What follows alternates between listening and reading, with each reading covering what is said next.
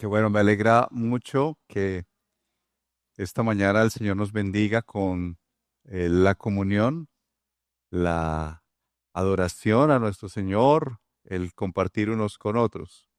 Esta mañana quiero invitarla a que comencemos orando y quiero pedirle que pongamos delante del Señor esta única petición.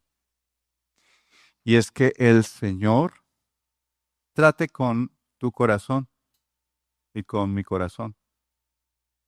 Que su palabra sea tan efectiva que venga a hablar a nuestros corazones, que venza todas las barreras y resistencias que tiene nuestra vida, nuestra mente, nuestro actuar y llegue profundo a nuestro corazón. Amén. ¿Me acompaña? Oramos esta mañana. Padre, queremos ponernos delante de ti. Hemos cantado, hemos orado. Hemos escuchado, Señor, de tantas maneras que tú nos reúnes esta mañana para que tú, el Dios de toda gracia, venga con poder a tratar íntimamente con cada uno de nosotros, desde lo más profundo de nuestro ser, Señor. Queremos ponernos delante de ti en esta hora, Señor, y te clamamos que venzas todas las resistencias que hay en nuestra mente, en nuestro corazón, y que hagas esa obra por tu Espíritu, Señor, desde nuestro ser interior hacia afuera.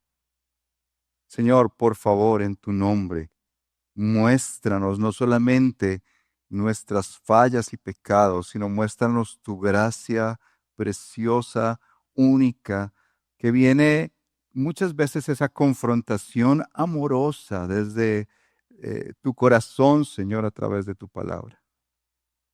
Oramos, Padre Celestial, que tú vengas a transformar nuestro ser.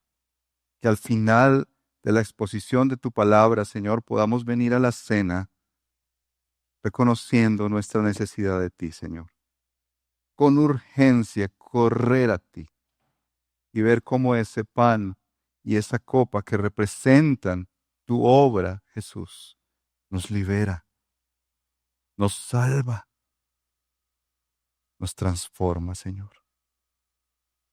Gracias por tu obra, Jesús. Desde ya oramos con mucha gratitud por ser ese hijo obediente, por ser ese hijo precioso que tomó nuestro lugar para darnos vida, para darnos verdad, para darnos salud, para vivir una vida con libertad, para adorarte y servirte en tus fuerzas en el nombre de Cristo Jesús. Oramos. Amén. No sé si usted está de acuerdo conmigo, pero uno de los mayores peligros que existe en la vida de la humanidad es el tema del engaño. No hablo solamente del engaño que podemos ver que otros nos hacen o que nosotros hacemos hacia otros, sino el engaño hacia nosotros mismos, lo que se llama el autoengaño. Es triste cómo uno pudiera llegar a pensar que cree saber cosas, pero que en verdad no. ¿No le ha pasado? Que uno vive en la vida aún pensando que está actuando bien, cuando en el fondo realmente no. Algunos de ustedes han escuchado esta historia que nos ocurrió a mi esposa y a mí. Quiero recordarla para algunos, contarla para otros. Hace cerca de 20 años íbamos para la costa a un viaje misionero. Nuestras hijas pequeñas, con mi mamá en un pequeño Twingo vino tinto, si usted estuvo en esa época lo recuerda. Y estábamos llegando a una zona de la costa donde pues la zona era obvio, habían pescadores y usted sabe cómo huele el pescado, ¿cierto? Nosotros empezamos a percibir un olor fuerte. Y este olor fuerte nos hacía preguntarnos, uy, pero ¿por qué está oliendo así? Y empezamos a reflexionar todos en el carro y decíamos, pobres las personas de este pueblo, ¿cómo pueden vivir con ese olor? Y andábamos y decíamos, no, pero es terrible ese olor que tienen en este pueblo, qué pesar. Era un pueblo muy pequeño, muy sencillo en la costa colombiana y seguíamos andando y decíamos, no, pero qué terrible todo el tiempo ese olor en este pueblo, increíble. Hasta que finalmente nos dimos cuenta que el problema no era el olor en el pueblo, sino que el carro tenía un daño. El problema estaba adentro. De hecho, el carro nos dejó tirados ahí y finalmente después le cuento todos los detalles de la historia, pero el tema fue la batería del carro. Estaba malo algo en el carro. Adentro estaba algo malo. El asunto con este tema es que me hizo reflexionar que muchas veces nosotros podemos vivir autoengañados y hacerle ver a las otras personas que ellos son los engañados, que ellos son los que están mal. Eso está en todos los seres humanos. ¿Le ha pasado a usted? Tal vez usted en este momento está aún haciendo ver a su familia, a su esposa, a sus hijos, que ellos son los del problema, hasta que se vara el carro y empieza a darse cuenta que el problema realmente no está afuera, que el problema está adentro. Y de eso queremos hablar esta mañana. Al retomar hace una semana, primera de Samuel, nos encontramos con Saúl, el rey que el pueblo escogió, pero que según leímos en las escrituras fue el Señor el que escogió y el que dijo, a él es al que yo voy a escoger como rey. Y hemos visto cómo ha venido en declive. Su caída ha venido lenta, lenta, lenta, hasta que en este capítulo 15 vemos su caída completa. Este capítulo 15 marca el cambio para que tú lo veas, cómo es que Saúl fue destituido como rey. Pero para entrar en este pasaje y leerlo, yo quiero invitarte a que pensemos en estas tres preguntas. Una es, ¿cómo fue que fracasó Saúl? Tratemos de entender eso un poco. ¿Cómo fue que fracasó Saúl? Hay tantos detalles. Cuando escuches este capítulo, muchos detalles nos podríamos perder en un aspecto, en otro aspecto, pero quiero que pensemos esta mañana cómo fue que fracasó Saúl según este pasaje. Y segundo, ¿por qué fracasó? O sea, primero, ¿cómo fue que fracasó? El texto nos habla maneras en que Saúl fracasó. Luego, ¿por qué fracasó? Y finalmente quisiera que reflexionáramos, ¿cómo podemos evitar esto, ese fracaso? ¿Cómo podemos escapar de ese fracaso inminente del cual yo creo que tú y yo, si no es por la obra de Cristo, estaríamos también llegando a nuestro capítulo 15 y la caída de estos pequeños reyes y reinas en este mundo? Así que le invito a abrir su Biblia, el capítulo 15 de Samuel. Ya hemos escuchado unos cantos y leído unos textos que nos preparan el corazón junto con oraciones preciosas que nos ha regalado el Señor a través de hermanos. Y pidamos al Señor su gracia para este tiempo. Capítulo 15 de Samuel, primer libro de Samuel.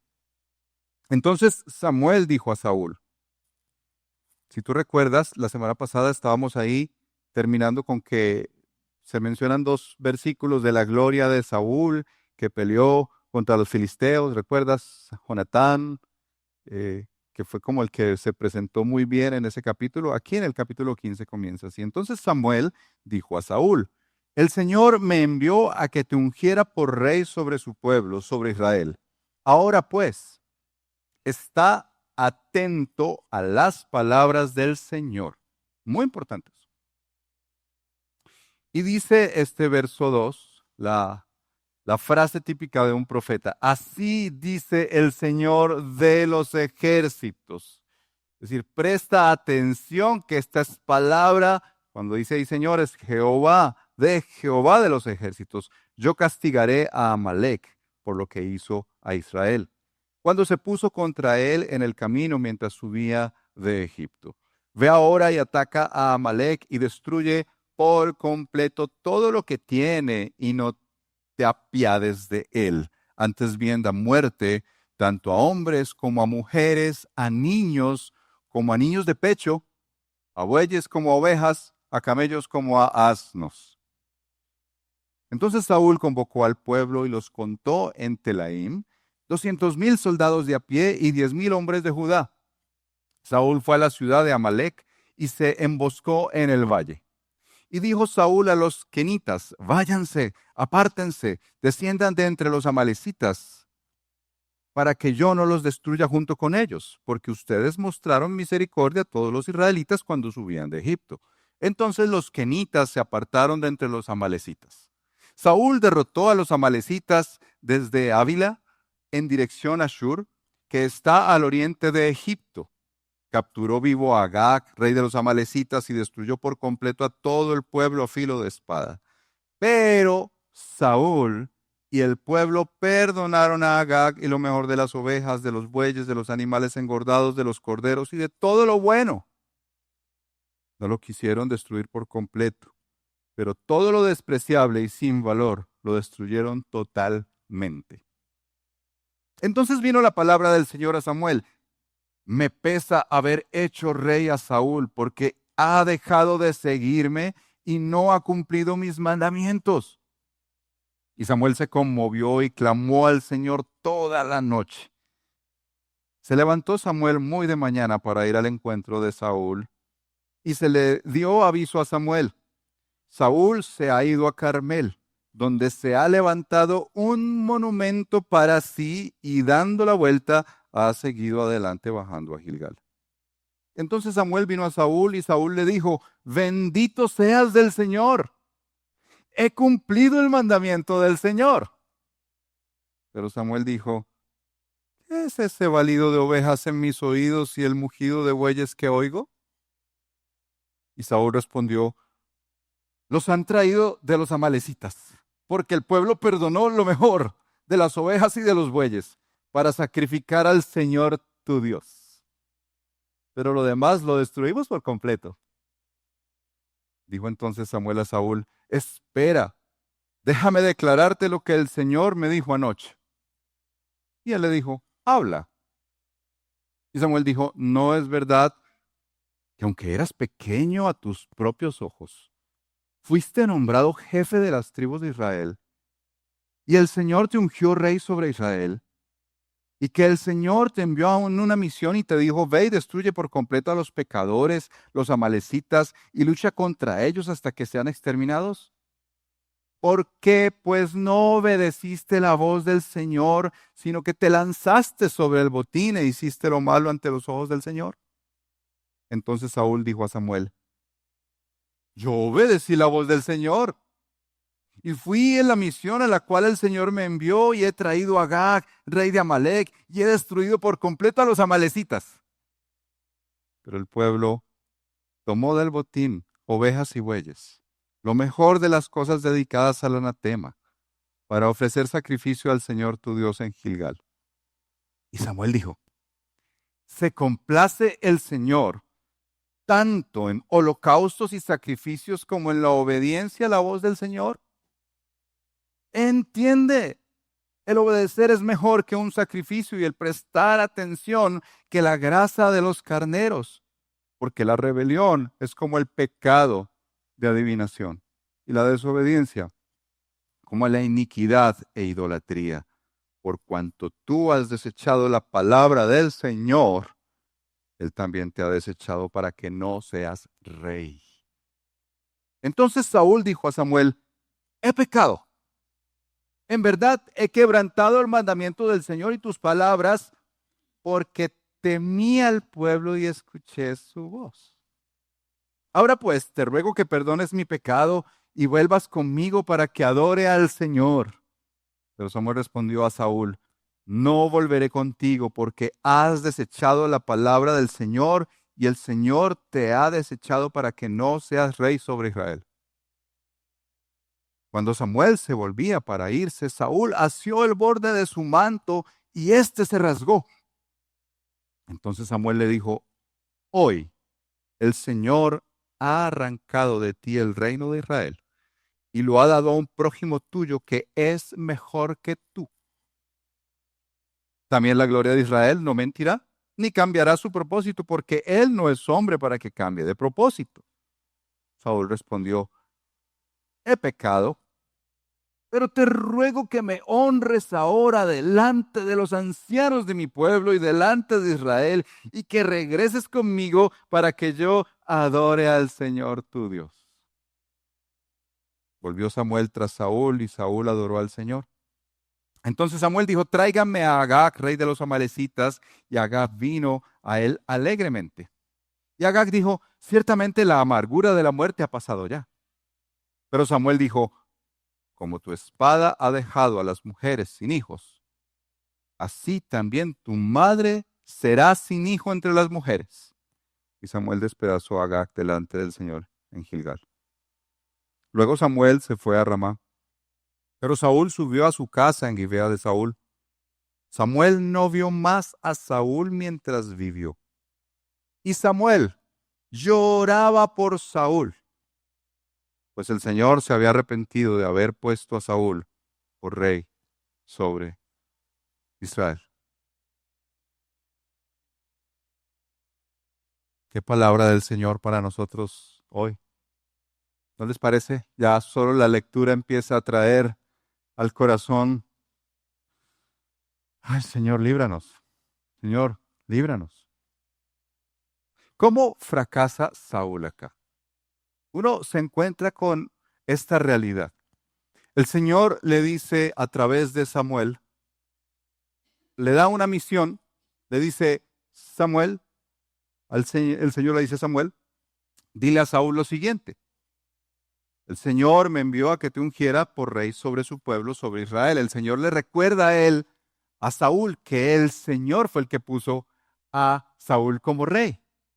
Y después le dice con esa frase de: así dice el Señor de los ejércitos, que el Señor, la iniciativa de castigar al pueblo de Amalec, no vino sobre Samuel, no vino sobre Saúl, vino sobre el Señor. El Señor fue el que tomó la decisión de castigar a Amalec. Ahora, cuando tú miras en el Antiguo Testamento por qué Dios quiere castigar a Amalec, tendrías que retroceder hasta el Éxodo, capítulo 18. En esas pasajes 17, 18, aparece Amalec. Recuerda de pronto la escena cuando el pueblo de Israel estaba perdiendo la batalla y Moisés tuvo que levantar sus dos brazos y era sostenido por dos, y finalmente derrotan a los amalecitas. Pero ahí dice el Señor a Moisés: escribe que yo voy a quitar de la faz de la tierra al pueblo de Amalec. Eso fue años atrás. El Señor toma la iniciativa de decirle a Saúl: tú eres primero el rey que yo puse. Ahora vas a hacer una misión en mi nombre. Y esa misión, que pudiéramos quedarnos en todos esos discursos más de esta época, de cómo así que va a destruir aún a los niños de pecho. ¿Cierto que eso como que golpea fuertemente? ¿Cómo así que va a acabar? ¿Qué culpa tiene un buey? Pero aquí tenemos que comenzar reflexionando que Dios es el Dios dueño de toda su creación. No solamente de Israel, sino dueño de todo, no solamente de la tierra, sino del universo. Dios es el dueño de todo, el creador, y Él es el que toma las decisiones. Este pasaje nos anticipa la realidad de que Dios también tiene un juicio y que Dios trae juicio. Si escuchaste ahí en boca de Samuel, el Señor quería castigar a los pecadores. Amalec, en muchos sentidos, que los detalles no nos cuenta la historia bíblica, Dios quería quitarlo de la faz de la tierra y había escogido a un hombre, a Saúl, para que hiciera esa misión. De hecho, a dos hombres: Samuel para que le contara a Saúl. Entonces recibe esa comisión. Si tú miras en el verso 4, Saúl convoca al pueblo, convoca a 200,000 soldados, 10,000 hombres de Judá, y se va a esa misión, a esa empresa, a enfrentar lo que el Señor le dijo que tenía que enfrentar. En ese camino, Saúl toma decisiones.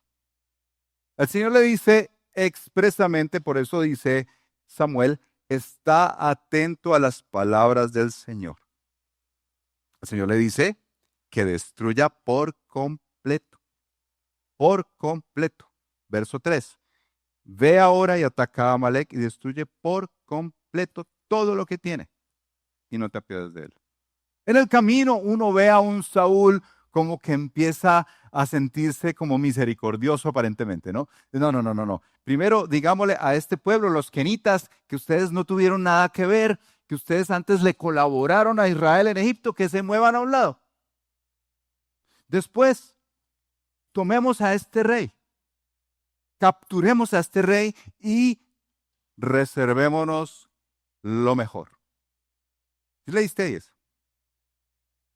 Realmente a Saúl no le interesaban los bebés en brazos, ni de pronto los bueyes, a menos que fuera lo mejor.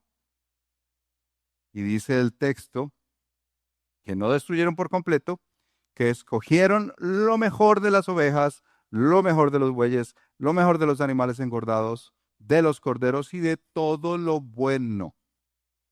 Esa es la visión del rey Saúl. Esa es la visión del rey Saúl, del rey soberano, del Señor de señores, Jehová de los ejércitos, era destruir absolutamente todo como un juicio soberano de Dios sobre el pueblo de Agag, los amalecitas. Ahora, ¿en qué es que uno empieza a ver el fracaso de Saúl acá? Bueno, comienza con el hecho de que el hombre toma en su propia mano y en su propio corazón el decidir qué obedece de Dios. El escoger. Casi podríamos decir que él empieza a reinterpretar la palabra de Dios diciendo, no, pero con todo un momento. ¿Seguro que todo? No, yo no creo. Eso es imaginación mía, ¿cierto? Como todo buen Saúl, ¿cómo así, Señor, que tú pides tanto? ¿Tú pides eso, Señor? ¿Que todo? No, escojamos esto, escojamos aquello. Y comienza a uno a ver que Saúl desobedece la palabra de Dios.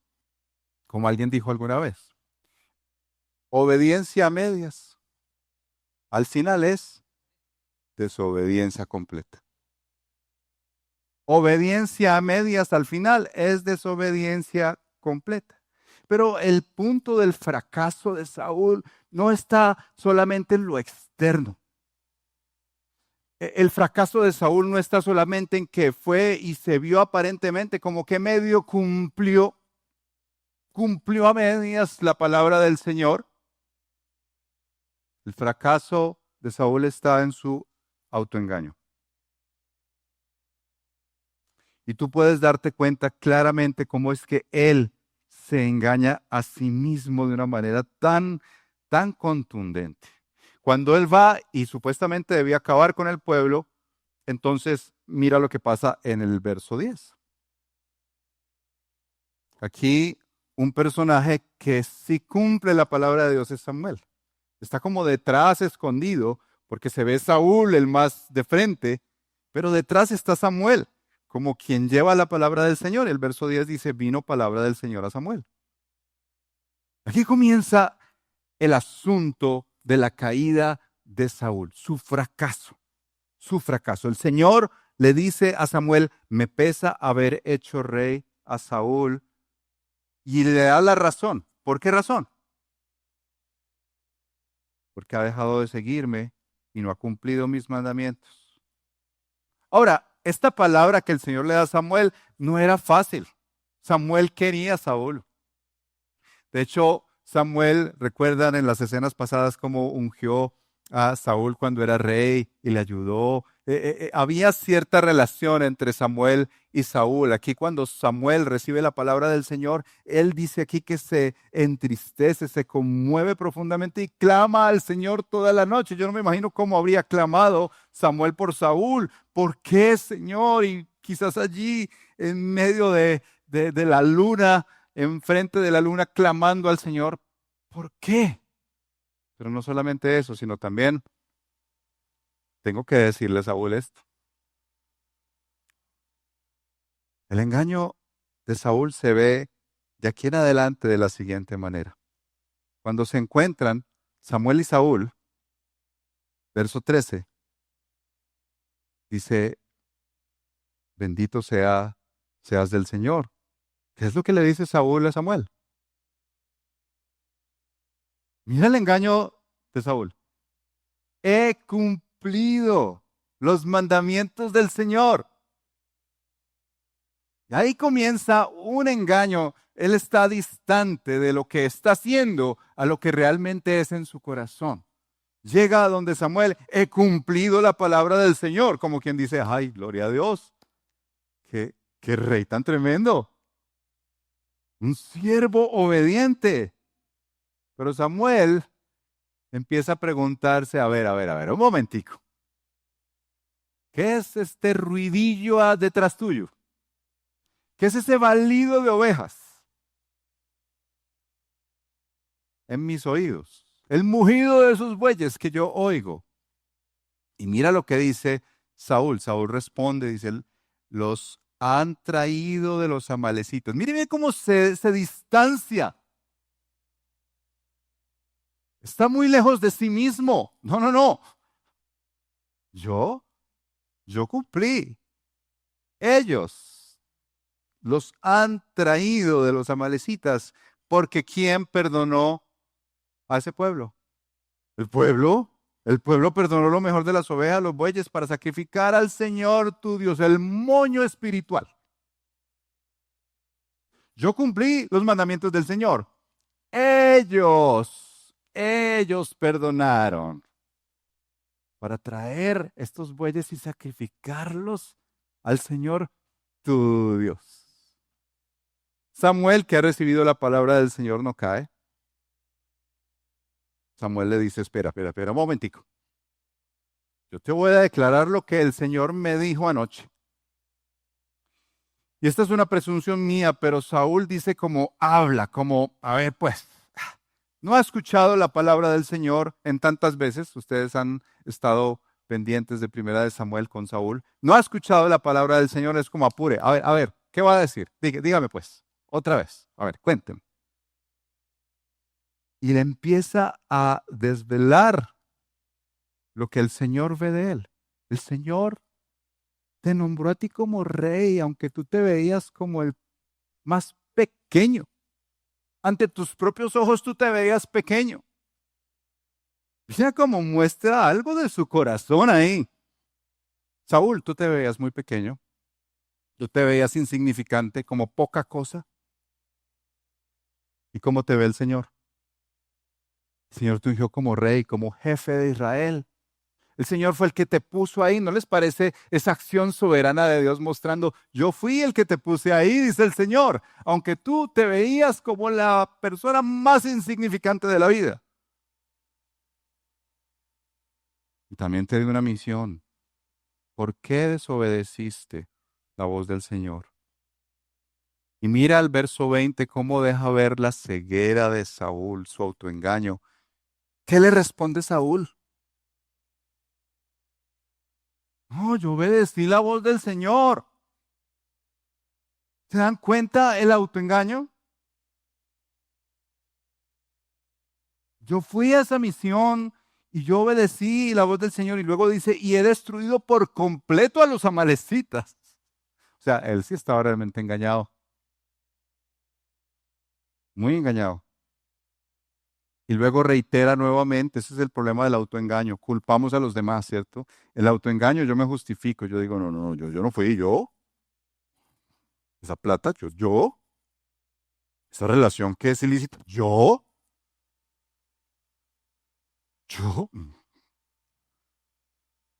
Mira cómo dice el verso 21, pero el pueblo, Samuel, así como en buen paisa, de por Dios, no fui yo, fue el pueblo. Fue el pueblo. Tomó del botín lo mejor de las cosas dedicadas al anatema, que por cierto, anatema es algo separado para destrucción, para destruir. Esa es la palabra anatema. Para ofrecer sacrificio al Señor. Otra vez, Saúl, por favor, ¿no ves que nosotros queremos ser piadosos? Nosotros queremos ser espirituales. Pero el Señor sabe lo que está pasando en el corazón de Saúl. Que el autoengaño lo hace vivir en una vida religiosa externamente. Una vida en la que es para cumplir a los demás, quedar bien con los demás, quedar bien con Samuel, con el pueblo. Yo cumplí, el problema fue el pueblo, no fue mío, ¿cierto? Yo he hecho mi parte, yo he estado muy bien, yo he cumplido. Pero el Señor le dice en el verso 22, se complace el Señor tanto en holocaustos y sacrificios. No está diciendo que estén mal, pero por encima está la obediencia a la voz del Señor. Tú puedes hacer lo que quieras. Tú puedes ser la persona más disciplinada y llegar aquí a las 6:30 antes que todos. Cerrar la iglesia a las 3 de la tarde. Ir y traer botellones de agua porque no hay agua hoy.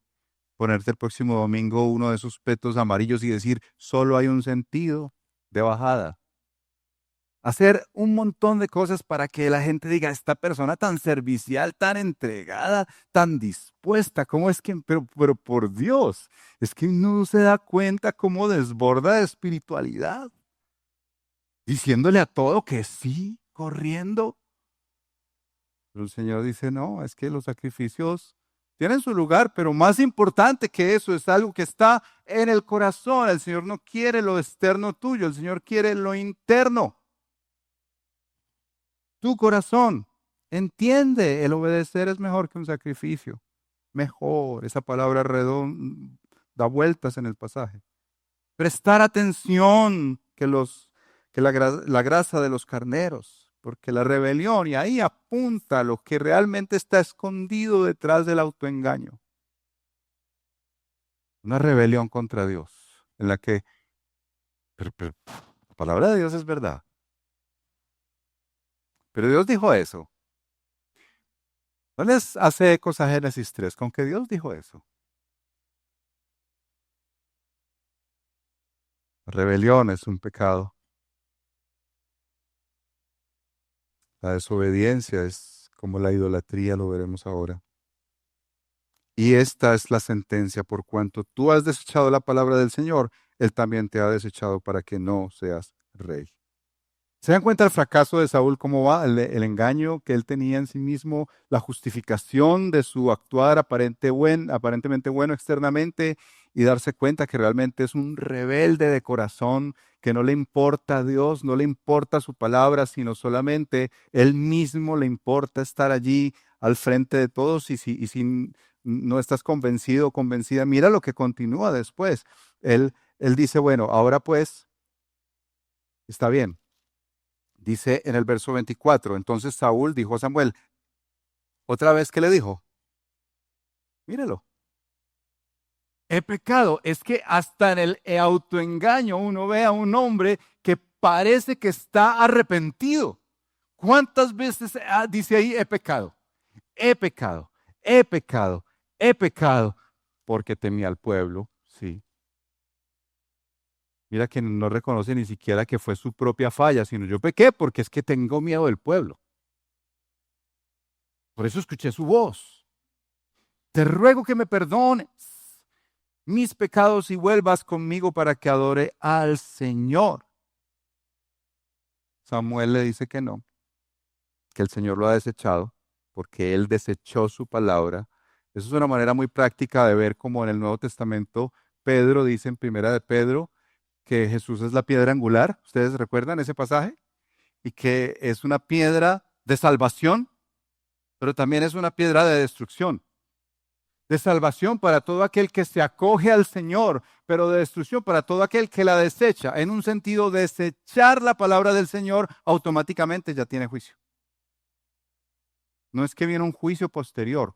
No oír la palabra del Señor, oírla y no actuar en consecuencia, eso ya tiene un juicio en sí mismo. Ahora, al terminar esta porción de cómo fue que fracasó Saúl, fíjate cómo él está tan metido en sí mismo que después de decirle todo esto, de decirle aún que lo han desechado y que el Señor ha escogido a una persona mejor para sí, mira lo que dice el verso 30 nuevamente con Saúl. Saúl respondió, otra vez el estribillo externo, he pecado. De verdad que uno como pastor diría, este hombre realmente está arrepentido. O sea, 3 veces reconoce su pecado aparentemente. ¿No les parece, queridos pastores, que ya lo tendríamos redondito ahí? Ya. Amén. Gloria a Dios. Pero mira lo que pasa. He pecado. Sí, sí, sí. Esto es para ti, Samuel. Pero te ruego que me honres ahora delante de los ancianos del pueblo. Fíjate la anatomía del autoengaño. ¿Cómo se va desdibujando aquí el hombre aparentemente que está cumpliendo la misión de Dios? Pero no es así, va cayendo, va cayendo, va cayendo y hasta el final muestra realmente a mí lo que me importa, Samuel, es lo que la gente piense de mí. A mí no me importa lo que Dios piense, su palabra. Aún si me va a desechar, no me importa si escogió a otro. A mí lo que me importa es lo que la gente piense de mí. Aquí hay un aspecto singular y es el tema de la obediencia. Como creyentes entendemos que la obediencia es fruto de la relación con Dios, no es para tener una buena relación con Dios. Si el Señor te ha salvado, si el Señor ha traído a ti vida eterna, hay fruto que se va a ver en una obediencia no perfecta, no perfecta. ¿Quién puede aquí decir que tiene una obediencia perfecta al Señor? Ninguno. Pero sí hay un fruto de querer agradar al Señor, querer amarle y amar lo que Él ama. Calvino decía lo siguiente. Por cierto, Calvino no es un superhéroe, un hombre también pecador que necesitó la gracia de Cristo, pero decía, no somos salvos por la obediencia, sino que somos salvos por la fe. Y la obediencia es el resultado de esa salvación. Ahora, ¿por qué fracasó Saúl? No solamente cómo fracasó, ya vemos aquí la caída, un efecto dominó, ¡pum! Sino por qué fracasa Saúl. Y cuando miramos por qué fracasa Saúl, comenzamos a ver aquí unos aspectos un poco raros en el texto, extraños, oscuros, sombríos, que dejan ver a alguien que uno se sorprende de lo que está pasando en su vida, pero más allá de sentirnos mejores es porque nos identificamos con él. Mira lo que dice el pasaje en el verso 12. Se levanta Samuel muy de mañana para ir al encuentro con Saúl y se le da aviso a Samuel. Saúl se ha ido a Carmel, donde, ¿qué es lo que se fue a hacer? Léelo, por favor, tú. ¿Qué se fue a hacer Saúl? Se levantó un monumento para sí. Mira, es que uno dice, pero este hombre estaba mal. ¿No les parece? Estaba mal. O sea, aparte de que desobedece a Dios, que está tan engañado, se va para el Carmel para levantar, no sé qué monumento haría. Uno ve monumentos en este mundo, ¿cierto? Quizás así parado, con, no sé, como él, el mayor. Pero ya empieza uno a ver por qué fracasa Saúl. Mira, cuando Saúl perdona la vida del rey, algunos piensan que él perdona la vida del rey, no solo para supuestamente mostrar misericordia, no, no, no, al contrario, es para mostrar que él sí fue capaz y puede subyugar a otros pueblos. Eso va en contra del rey, el cual él representa. Pero aquí vemos que se levanta un monumento para sí. Y es tan triste aquí ver la raíz del problema de este hombre. Levanta un monumento para sí. ¿Qué está pasando en este pasaje con él?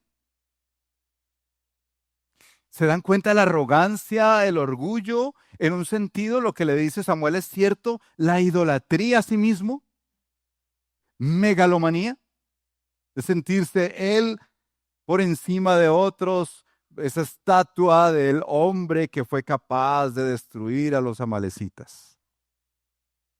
Ahora, aquí hay un aspecto que nos empieza a tocar a nosotros también, porque si bien es cierto, todos decimos, uy, ese Saúl sí es, en buen bogotano, ese Saúl sí es. ¿No les parece que nosotros tenemos esa tendencia humana a levantar ídolos? Le pongo un ejemplo. Si usted tiene un tierno bebé y va creciendo, usted se da cuenta que ese bebé está mal, que el niño creció y es muy desobediente, no obedece a nadie, ni a los papás, ni a nadie. Y de pronto alguien, o un pastor, un hermano de la iglesia, quiere decirle a usted algo de ese tierno bebé. Querida hermana, queremos decirte que tu hijo y la mujer sale en defensa, levanta ese escudo protector para decir a mi hijo no me lo tocas. ¿Qué estamos viendo ahí? ¿No será que estamos empezando a ver que ese pequeño bebé es como ese monumento, ese proyecto personal del cual nadie puede hablar? ¿No será que también nuestra profesión o una relación, a mí no me toques ese hombre? No, no, no, no, no. Es no creyente, pero no, no, ni se te ocurra.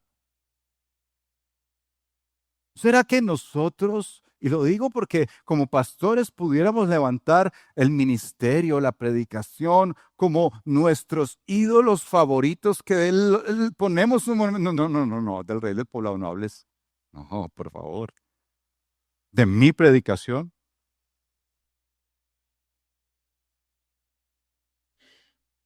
Ya empezamos a decir, ve, Saúl, sí, pobre hombre, ¿no?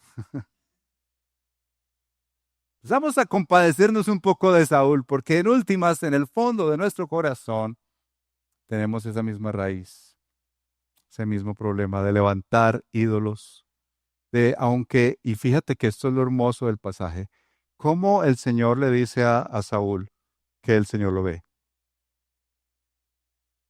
Dice, yo te hice rey, eres tú el que se ve como poca cosa, eres tú el que se ve como el más pequeño. Yo fui el que te hice, te nombré jefe de las tribus de Israel. El Señor te ungió rey. Pero tú te ves a tus propios ojos como el más pequeño. Y lo que pasa es que muchas veces nosotros, con la inseguridad, el autoengaño, el orgullo, empezamos a levantarnos y a querer levantar nuestro propio nombre. Y ahí empezamos a luchar con la gracia de Dios. Porque la gracia de Dios vino a darle a Saúl algo que él ni esperaba ni merecía. Él no esperaba ser rey, tampoco merecía hacerlo. Era, ¿verdad? Era pequeño. Pero el Señor quiso ponerlo como rey. Y él desestimó esa unción del Señor de ponerlo como rey. Aquí la arrogancia, la idolatría que se ve, deja ver a un hombre que fracasó por no ver al Señor, por no escuchar su voz y por construir en su identidad y en sí mismo algo que Dios no quería que hiciera. Él ya era un rey. Él quería hacerse un nombre. ¿No les parece lo triste de este hombre? Su caída, su fracaso. Yo quiero sentirme grande y que el mundo lo sepa. El Señor no quería eso. El Señor sabe cómo somos y quiénes somos. ¿Cómo uno se imagina que puede escapar de eso si todos estamos engañados, autoengañados? Es más, si tú dices yo no, ya estás engañado. Aquí la gracia del Señor se ve abundante, abundante. Una gracia que despreció Saúl. Primero, yo quiero decirte que Samuel es un regalo de Dios. Samuel representa a un hombre que trae la palabra de Dios para Saúl. Ahí en medio de todos esos aspectos, en la noche toma tiempo y subraya las veces que Samuel recibe la palabra del Señor y la lleva tal cual la recibe. Samuel aquí en este pasaje representa al hombre que llega a ser fiel a lo que Dios le da, aun con lo difícil que es. El capítulo termina con Samuel llorando por Saúl. O sea, para Samuel no fue fácil ir y decirle estas cosas. Créame que a lo largo de cerca de 24 años de estar en esta iglesia, con todas las fallas, no es fácil decir las cosas a veces. Es doloroso cuando personas se han ido por decir lo que la Escritura dice. ¿Cómo escapamos a esto? Y lo primero es, aquí el Señor trae su palabra. Su palabra es todo suficiente. Dios es más sabio que tú. ¿Tú sabías eso? ¿Sí sabías eso? Puede que tú luches todos los días de tu vida y le hagas creer a los demás que es que Dios dice eso, pero lo que pasa es que ¿cuántas veces nos hemos encontrado con eso en las salas de consejería? Sí, yo sé que Dios me está pidiendo eso, pero es que usted no sabe. Yo sé que Dios me está pidiendo eso, pero es que usted no se imagina cómo es mi familia. Sí, sí, Dios me está pidiendo eso, pero no, pastor, es que usted no conoce la situación.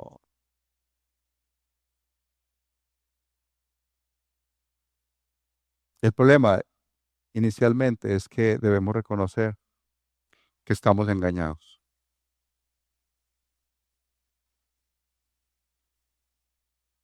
y que necesitamos urgentemente a Cristo. Estamos engañados y necesitamos urgentemente a Cristo. Dios está en lo correcto, tú y yo no. Dios está en lo correcto, tú y yo no.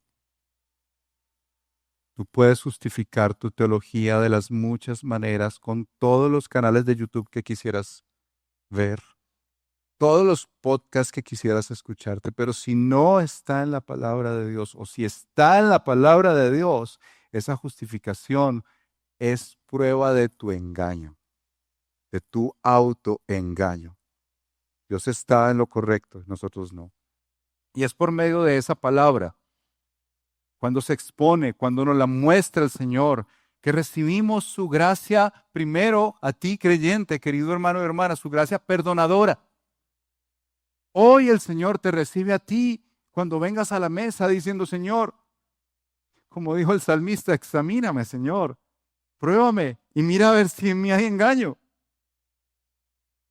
Líbrame de los pecados que me son ocultos, porque todos, absolutamente todos aquí vivimos autoengañados y podemos ir al Señor y que su palabra nos muestre la verdad, no un pastor, no un papá, no una mamá, no un amigo, quizás a un novio que empieza a hacerte justificar porque tienes que tener sexo antes del matrimonio, pero es que todos lo hacen, pero es que todos lo hacen. Tú tienes que ir a la palabra del Señor que te perdona y te transforma también. Tú que has recibido un nuevo corazón, quiero decirte que ese nuevo corazón no fue gratis, fue costoso, porque costó la obediencia del rey que no falló. Costó la obediencia de Cristo. Cristo no falló. Cristo fue aquel que cumplió completa y perfecta directamente la voluntad del Padre, aún en su momento más difícil, si tú recuerdas, dijo, Señor, si es posible, pasa de mí esta copa, pero no sea lo que yo. Y dice Hebreos que por el gozo puesto delante de él, cumplió la palabra de Dios hasta la cruz. Y la cumplió no solamente porque era el Hijo de Dios, siendo hombre, sino que la cumplió viéndote a ti como alguien digno de recibir un nuevo corazón, digno de recibir ese corazón que dicen los profetas que tiene el Espíritu Santo dentro y que te va a enseñar día a día a cumplir su palabra. Tú que no eres creyente aún, tal vez has venido mucho a la iglesia, eres un buen religioso, eres un buen cumplidor externo. Tal vez tu familia, tus padres, tus hijos, tus compañeros, tus amigos creen que eres un buen cristiano, pero tú sabes en el corazón, como el Señor le mostró a Saúl, si eso es verdad desde el corazón o es solamente una apariencia externa. Solo tú sabes eso. Y si te das cuenta que es solo externo, pídele al Señor hoy que te dé un nuevo corazón, que te transforme de dentro hacia afuera, que te dé la gracia de no rechazar su palabra hoy. Si hoy oyes su voz, no endurezcas el corazón.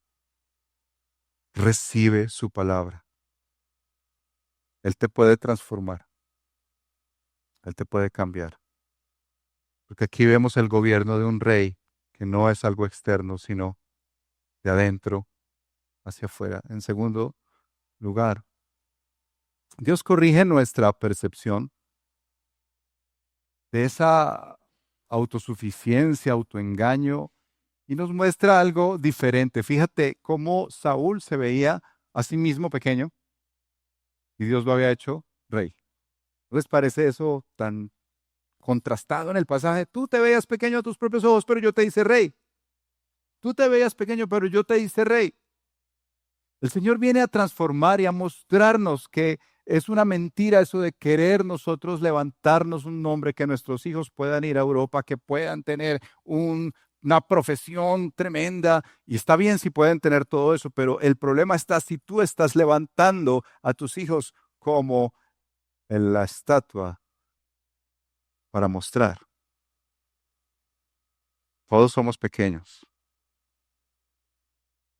Lo que tú necesitas en este día es recordar que el que realmente es grande, que realmente es dueño de todo, que no le hace falta nada, ni un peso, no le hace falta una profesión, ni un título.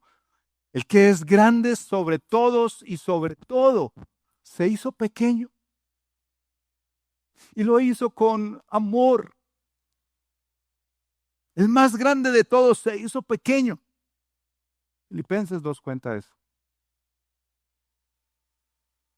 El Padre lo exaltó hasta lo sumo. ¿Pero por qué lo hizo? Para darte a ti su gracia, su perdón, para darte a ti que eres realmente pequeño la posibilidad de estar con el más grande. A ti y a mí, que no merecíamos nada. Él nos dio absolutamente todo. Para terminar y venir a la mesa, yo quiero dejarte con esto que fue muy bonito como mi esposa me estaba compartiendo y dialogando sobre este pasaje. Me hizo ver cómo el pasaje menciona varias veces lo mejor, lo mejor, lo mejor. ¿Qué fue lo que Saúl guardó para sí? Lo mejor. ¿Qué fue lo que Saúl le dijo a Samuel que el pueblo había escogido? Lo mejor. Esa es la visión de un rey humano. Escoge lo mejor. Escoge lo mejor. Hermanos mayores, siempre mirábamos la comida de los hermanos menores para escoger lo mejor. Eso está en todos, hasta los menores también. Lo mejor es una realidad humana. Nos gusta escoger lo mejor. En el pasaje, el Señor confronta a Saúl y le dice, ¿qué es mejor? ¿Sacrificios o la obediencia? No lo pone en contra, pero dice que está bien los sacrificios, pero por encima está mejor la obediencia. Pero al final, Samuel recibe esa comisión de Dios y le dice, dile a Saúl esto, el Señor ha escogido para sí un vecino, un amigo tuyo, un colega que es mejor. Qué duro para Saúl escuchar eso. En el Evangelio, el que es mejor de todos, el mejor de lo mejor de lo mejor, vino a la cruz. Y eso me ha puesto a orar y a pedirle al Señor que me enseñe realmente a adorarle desde el corazón, porque cómo es que el mejor de los mejores, el Rey de reyes y Señor de señores que podría escoger las mejores riquezas de este mundo, que rey alguno tenga, decide escoger a lo vil y menospreciado, como tú y como yo, para salvarlo, para darle vida eterna, para transformarlo. ¿No les parece que es hermoso el Evangelio? No tenemos ningún derecho ni exigencia de decirle a Dios, hey, yo tengo estos títulos, merezco ser parte tuya. No, nadie. El mejor de lo mejor, de lo mejor, escoge algo que era destinado para destrucción y le da salvación. Escoge a eso que es anatema eterno, y le da salvación. Escoge a eso que el mundo menosprecia y le da, como dice la canción, valía, Rey glorioso, Rey precioso, y que de la manera en que Él nos llama y nos atrae, invite a otros también que no le conocen a descansar en esa obra magnífica, porque a partir de ahí es que el Señor da un corazón nuevo. A partir de ahí es que el Señor se hace pequeño, se hace humano para salvarnos y no tenemos que hacernos un nombre. A partir de ahí es que el Señor escoge a esto que es lo peor de lo peor y lo transforma para que aprendamos a caminar en sus estatutos y veamos que conocer su palabra y aprender obediencia es lo mejor que hay para nuestros días antes de que Él regrese. Yo te invito a cerrar tus ojos. Que el Señor venga esta mañana a hacer esa obra espiritual que no tiene que ver con bonitas palabras,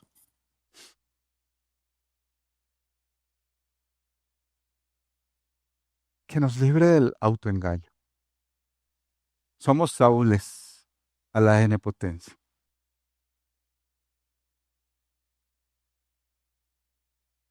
Y cierra tus ojos y respóndele al Señor antes de que suene una nota de canción, que suenen tus palabras en el cielo. Y si tú no conoces al Señor y hoy te ha resonado algo de este mensaje, ven a su presencia hoy y pídele perdón. Pídele que haga eso que solo Él puede hacer y es darte un nuevo corazón,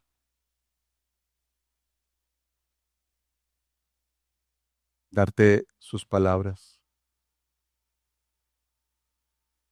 liberarte de ti mismo, de ti misma, para Él.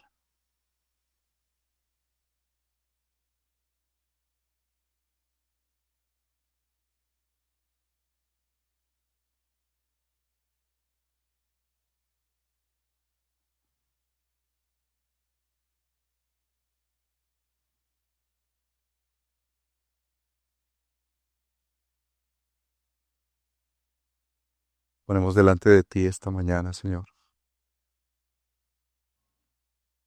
necesitados de tu gracia.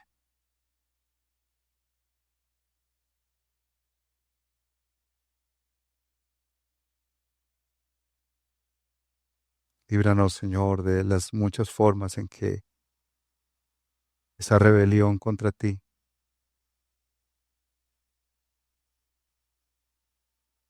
adquiere esas caras del autoengaño, de justificar que estamos bien cuando no lo estamos, Señor. Déjanos ver hoy que el problema está adentro.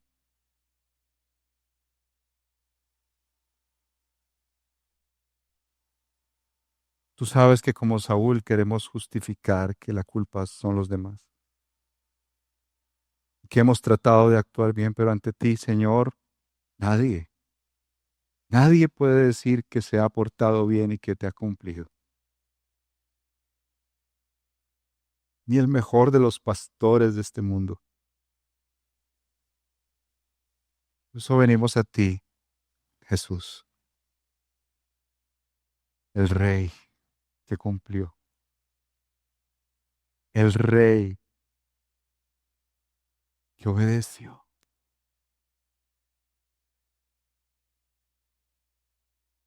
que trajo tal bendición a su pueblo.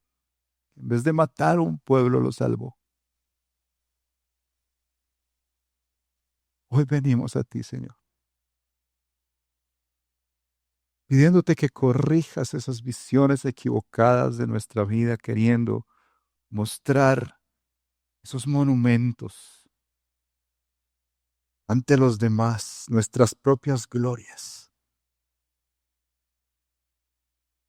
Cuando, como el pastor Juan José decía, la única gloria eres tú, Jesús, quien siendo grande se hizo pequeño, quien siendo rico se hizo pobre, para darnos de su riqueza, de su grandeza. Danos esperanza hoy, Señor, al venir a ti. Un consuelo, Señor, al saber que nosotros, siendo lo peor de lo peor, porque tú nos conoces, Señor. Muchos quisiéramos editarnos y decir sí, pero nos creaste y nos hiciste a tu imagen, pero esa imagen cayó, Señor. Tenemos la capacidad de destruir como Amalek, pero tú quisiste llamarnos a salvación y escoger lo vil y menospreciado de este mundo, Señor. Lo peor. Qué rey tan precioso venimos hoy a adorar.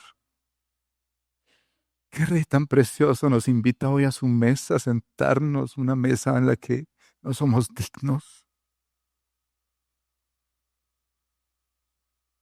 Pero tú pagaste, Jesús, el lugar para estar en esta mesa. Por eso venimos, Señor, primero con un corazón que reconoce su engaño, que reconoce lo fácil para cuestionar y evitar tu palabra,